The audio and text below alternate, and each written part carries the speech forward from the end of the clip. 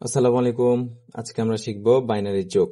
Binary যোগ কিভাবে করতে হয় সেটা আমরা দেখবো, কিন্তু তার আগে যোগের কিছু নিয়ম আছে, সেগুলো অবশ্যই তোমাকে জানতে হবে, সেগুলো অবশ্যই মনে রাখতে হবে। তো নিয়মগুলো জানার আগে শুরুতে আমরা বলতে চাই যে বাইনারি সংখ্যা পদ্ধতির বেস কত আমরা জানি 2। বেস মানে হচ্ছে কি, ওই সংখ্যা পদ্ধতিতে কয়টি ডিজিট বা কয়টি অঙ্ক, কয় ধরনের অঙ্ক ব্যবহার করা হয় সেটাকেই বোঝায়, তাই না? তাইলে এখানে বাইনারি সংখ্যা পদ্ধতিতে শুধুমাত্র দুই ধরনের ডিজিট ইউজ করা হয়, একটা হচ্ছে 1, একটা হচ্ছে 0।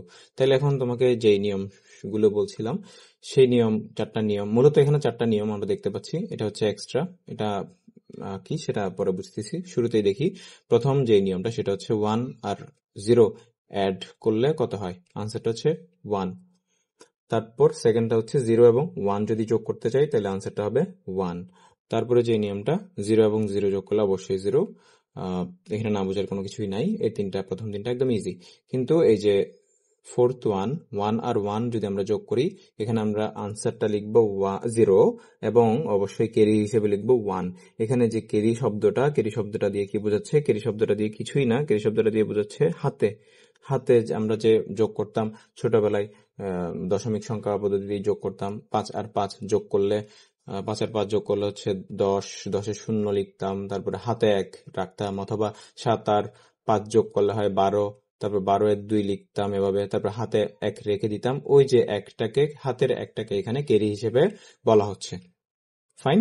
এবার আসি, এটা কিভাবে আসলো সেটা একটু বোঝার চেষ্টা করি। হ্যাঁ, মানে বাইনারিতে 1 এবং 1 অ্যাড করলে কিভাবে আনসারটা হচ্ছে 0, আবার হাতে 1 থেকে যাচ্ছে, সেটা একটু আমরা দেখি। সেটা বোঝার জন্য ভালো মতো আমাদের একটু দশমিক সংখ্যা পদ্ধতিতে ফিরে যেতে হবে। আমি যদি দশমিক সংখ্যা পদ্ধতিতে 1 এবং 1 ভালো মতো বোঝার জন্য বলতেছিলাম, 1 এবং 1 যদি আমি দশমিক সংখ্যা পদ্ধতিতে অ্যাড করি তাইলে হয়ে যায় 2, তাই না? এবার এটা তো দশমিক মানে হচ্ছে ডেসিমাল, রাইট? এবার ডেসিমালের 2 থেকে যদি আমরা বাইনারিতে কনভার্ট করি তাইলে হয় হচ্ছে কি 1 এন্ড 0।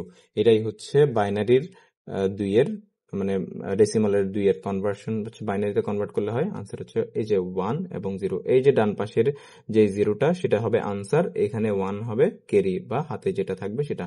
এভাবেই 1 আর 1 বাইনারিতে অ্যাড করলে হয় 1 0, যেখানে আমাদের আনসারটা 0 হিসেবে লিখতে হয় ক্যারি হিসেবে, বা হাতে 1 হিসেবে 1টা রাখতে হয় বা লিখতে হয়।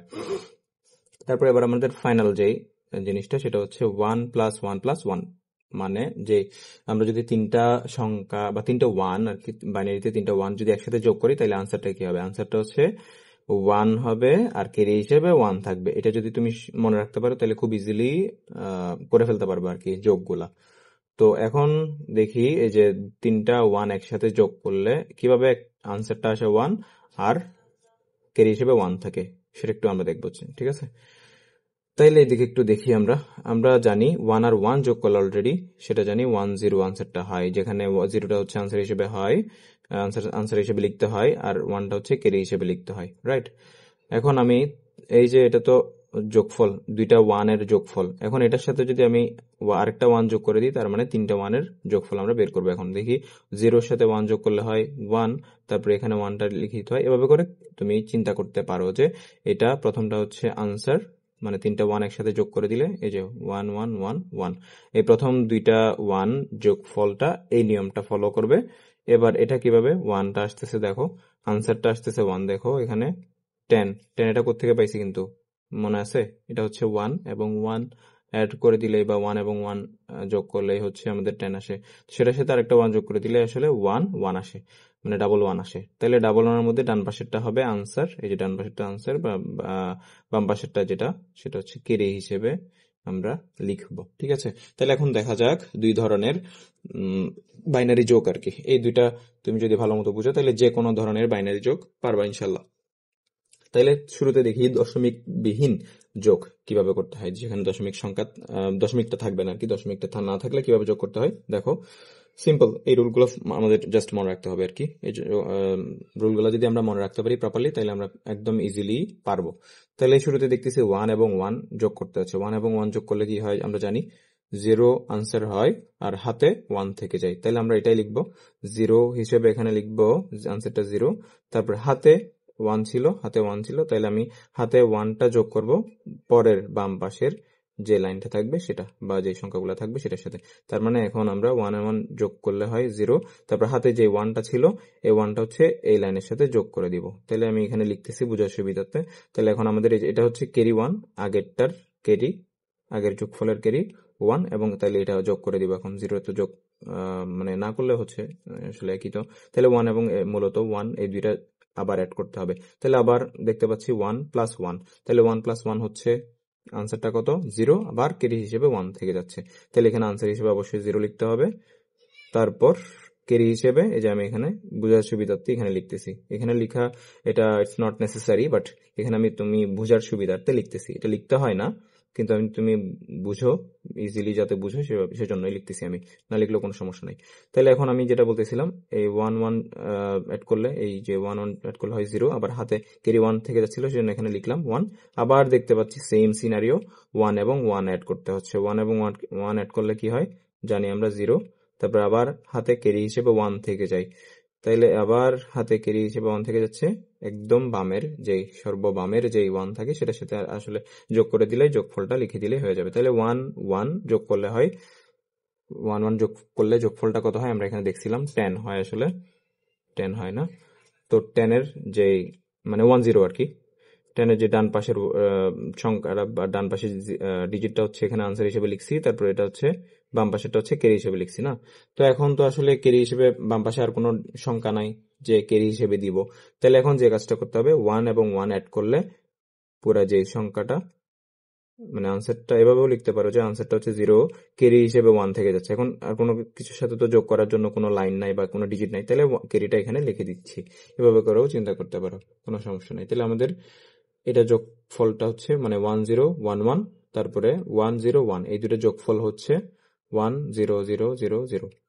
ঠিক আছে, এটা প্রশ্নে এভাবেও দেওয়া থাকতে পারে 1 0 1 1 প্লাস 1 0 1, এটা যোগফল হচ্ছে এটা। তাহলে এবার আমরা দেখব দশমিক সংখ্যার যোগফল, দশমিক বাইনারি সংখ্যার কিভাবে যোগ করতে হয়। ঠিক আছে, তাইলে আমরা দশমিকের ডান পাশ থেকে শুরু করব অবশ্যই। তাহলে 1 এবং 0 যোগ করলে হয় 1, 1 এবং 0 যোগ করলে হয় এই যে 1 এবং 0 যোগ করলে হয় 1, তাহলে 1 লিখে দিচ্ছি। তারপরে এবার 1 এবং 1 অ্যাড করলে হয় 0, ক্যারি হিসেবে 1 থাকবে। তাহলে এখানে 0টা লিখে দিব, ক্যারি হিসেবে যে 1 থাকবে সেটা দশমিকের বাম পাশে ট্রান্সফার করে দিব আমরা ইজিলি। তাইলে আমি যদি এখানের যে ক্যারিটা, যোগফলের যে ক্যারিটা এখানে যদি পার করে দিই, তাহলে এখানে দেখতে পাচ্ছি আমরা একটা সিনারিও চলে আসছে। কেমন সিনারিও? এই যে 3টা 1 অ্যাড করতে হয়, 3টা 1 অ্যাড করতে হচ্ছে, যার কারণে আমি আসলে এই রুলসটা আগে থেকেই তোমাকে লিখে দিছি। তাইলে এখন দেখতে পাচ্ছি যে 3টা 1 যদি একসাথে যোগ করি, যোগফলটা কিভাবে আসতেছে, ক্যারি 1 তারপর আনসার 1 কেমন আসতেছে কিন্তু আমি এখানে দেখাইছিলাম একটু আগেই। তো এখানে 3টা 1 আমরা দেখতে পাচ্ছি, এখানে 3টা 1 একসাথে যোগ হবে, তাহলে আনসার হিসেবে 1 থাকবে, ক্যারি হিসেবে 1 থাকবে। তাহলে আনসার হিসেবে এখানে লিখলাম, ক্যারি হিসেবে 1 থাকবে, ক্যারি হিসেবে আবার 1 থাকবে, সেটা একটু আমি এখানে ছোট করে লিখে দিচ্ছি বোঝার সুবিধার্থে। তাহলে এখানে দেখতে পাচ্ছি ক্যারিটা যখন অ্যাড করব তখন 1 1 আর কি 1 1 যোগ করতে হবে, 1 1 যোগ করলে হয় 0, 1 1 যোগ করলে হয় 0, তারপরে আবার ক্যারি হিসেবে থেকে যায় 1। তাহলে আবার ক্যারি হিসেবেটা এখানে লিখতেছি ছোট করে। তারপরে আবার দেখতেছি আমরা সেম সিনারিওটা চলে আসছে। কোন সিনারিওটা? সেটা হচ্ছে 3টা 1 যোগ করলে যোগফলটা কি হবে। 3টা 1 যোগ করলে যোগফলটা হবে 1 আর ক্যারি হিসেবে থাকবে 1। তাহলে আমরা যোগফলটা লিখলাম। এবার দেখতে পাচ্ছি বাম পাশে আর কোনো সংখ্যা নাই যে ক্যারিটা আমি ট্রান্সফার করব, ওখানে যোগ করব। তাহলে আমি কি করব, ক্যারিটা সিম্পলি এখানে লিখে দিব। তাইলে যেটা পাবো সেটাই হচ্ছে আনসার। কিন্তু এখানে দশমিকটা কোথায় বসাবা? দশমিকটা বসাবা এখানে দেখতে পাচ্ছি আমরা দুইটা সংখ্যার আগেই দশমিক আছে, তাহলে আমি দুইটা সংখ্যার আগে দশমিক বসাই দিলাম। এটাই হচ্ছে দশমিক সংখ্যার যোগফল, দশমিক বাইনারি যোগফল এবং দশমিক বিহীন বাইনারি যোগফল। তাইলে আশা করছি বুঝতে পারছো। তো যদি কোনো সমস্যা থাকে ইনবক্সে কমেন্টে জানাবা। তারপর আর একটা গুরুত্বপূর্ণ বিষয়, সেটা হচ্ছে অবশ্যই তুমি যদি বাইনারি যোগফলটা যদি ইজিলি করে ফেলতে চাও কোনো ঝামেলাবিহীন, তাইলে হচ্ছে তুমি এই জিনিস বা এই রুলস গুলা একটু মনে রাখতে পারো। 4টা রুলস বা 5টা রুলস যেটাই বলি, এই রুলস গুলা যদি মনে রাখতে পারো খুব ইজিলি এগুলা কমপ্লিট করে ফেলতে পারবা। সো আজকে আর পড়াবো না, নেক্সট ভিডিওতে বাইনারি বিয়োগ থাকবে, প্লেলিস্টের নেক্সট ভিডিওটাই থাকবে বাইনারি বিয়োগের উপর।